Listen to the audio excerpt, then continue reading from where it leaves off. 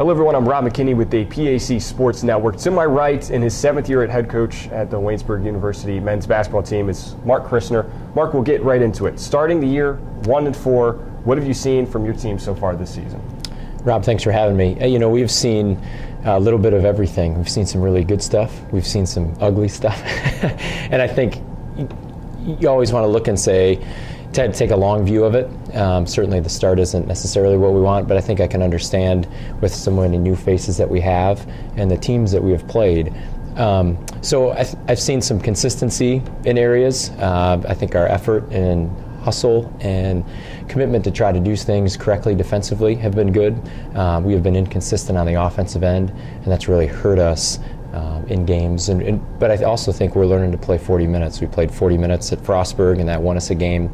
And hopefully we can get going here a little bit. Last year, 10-16 overall, 10-8 in the PAC. You lost in the first round of the PAC tournament to Thomas More. Talk about last season, how you thought your team performed, and talk about a little bit of the motivation coming into this season, being eliminated in the PAC tournament in the first round. Yeah, you know, this is the first time in a little while we hadn't won a game in the tournament, so I think you always want to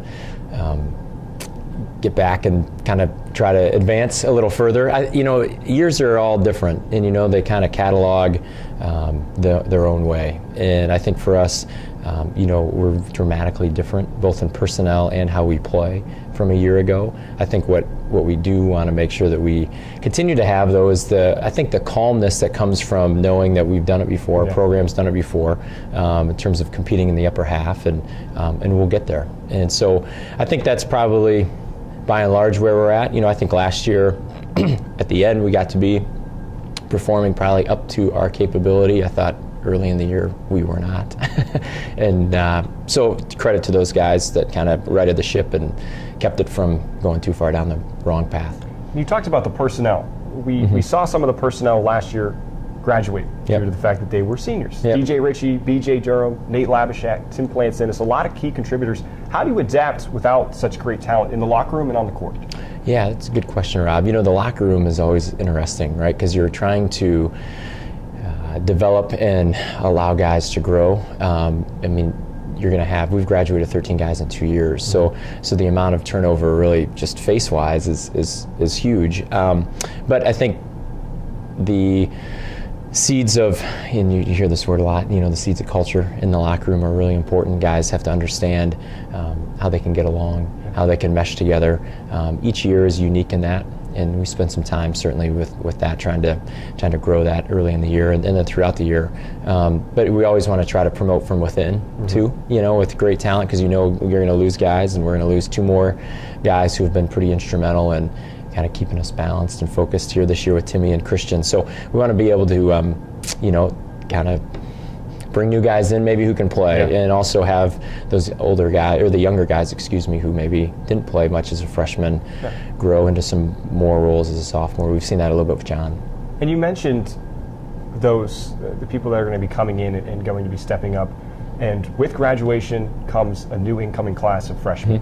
JoJo West has seen a decent amount of time so far this season. So has Nick Valente. How are those guys and the freshman core as a group really coming in and contributing to this team?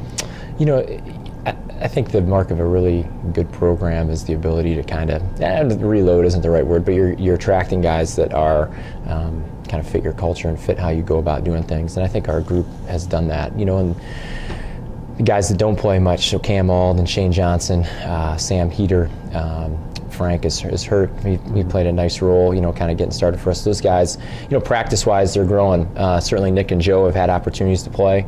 They've earned opportunities to play. And, I think they've played well. You know, the hard thing for them is a little baptism by fire. So you see some really good things when they're on the court, and you also see some things that they do that they won't do later in the year and as they move forward in their career. So I've been pleased with their, you know, for them it's about effort, and it's about you know, trying to learn. It's a very coachable group, yeah, we'll get there. And there was kind of a question mark at the beginning of the season in terms of a big man down low, a guy with a lot of height and that real physical presence. How have you been able to compensate for that loss, for that, I guess, gap? Yeah, we have a couple guys that have helped. I mean, Mike Nugent, who's a transfer from Alderson, brought us.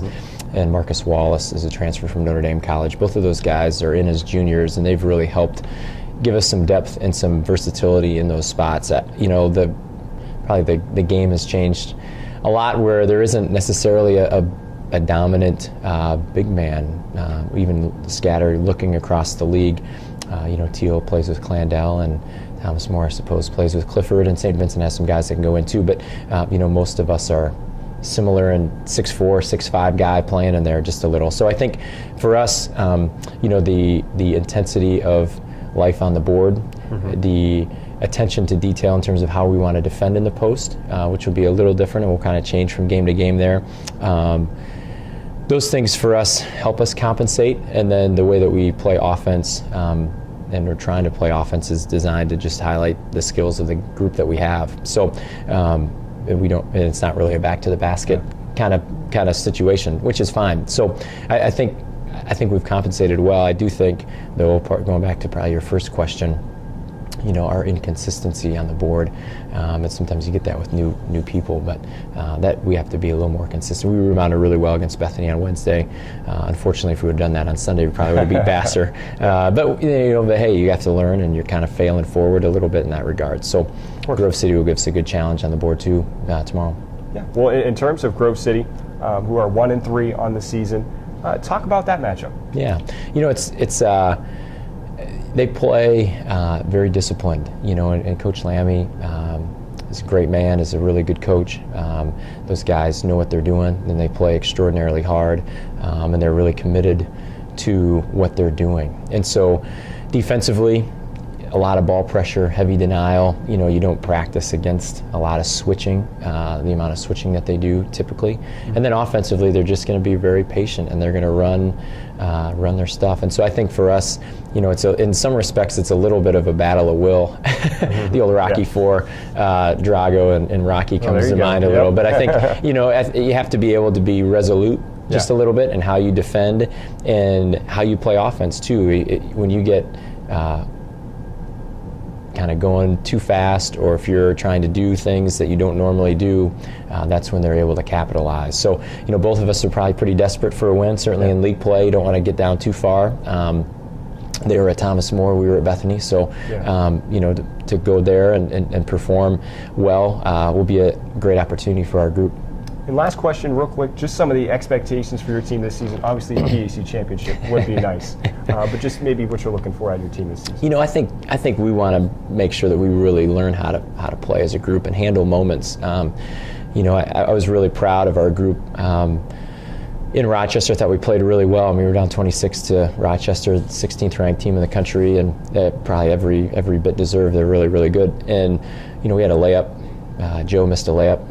They get it to 12 with about 7.5 to go, and they go down and bang a 3 in, but we just kept playing. And at Frostburg was the same, and we were down 16 with 7.5. We just kind of kept playing. And I think for us to be, we just need to be a little more detailed and finer in our execution of things. I think we expect to be in contention for an upper half finish in our league. I think we'd all be disappointed if that's not the case.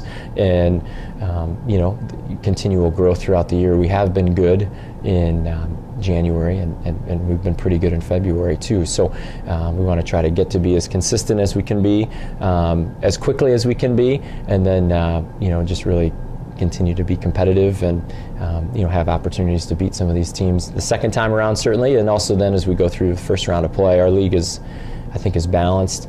I'm not sure I'd use the term, it's not maybe an open floor. I think there are 3 teams probably distinguish themselves. So I think for us, we have a lot of new faces. We got to get together in terms of how we're going to go about it, and then just make sure our spirit's good, and go sneak a few out on the road. The 3 road games to start the year is a little bit of a challenge. Yeah, absolutely. Well, I wish you best of luck this season. Thank you so much for joining us.